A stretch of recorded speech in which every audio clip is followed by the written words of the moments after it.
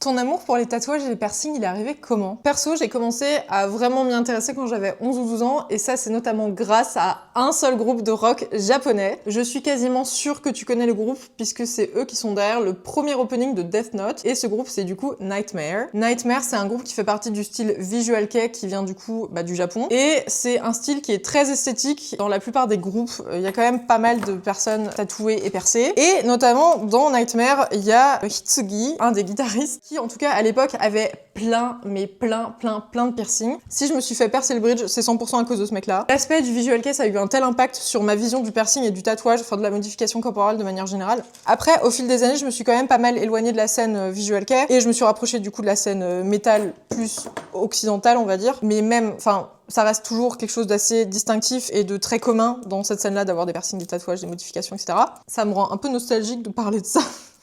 Parce que il y a quelques jours, j'ai vu que le guitariste de The Gazette avait été, avait quitté le groupe, a été viré, je sais pas trop ce qui s'est passé.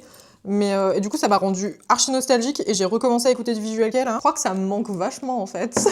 Si t'écoutais du visual kei à l'époque, c'était quoi ton groupe préféré?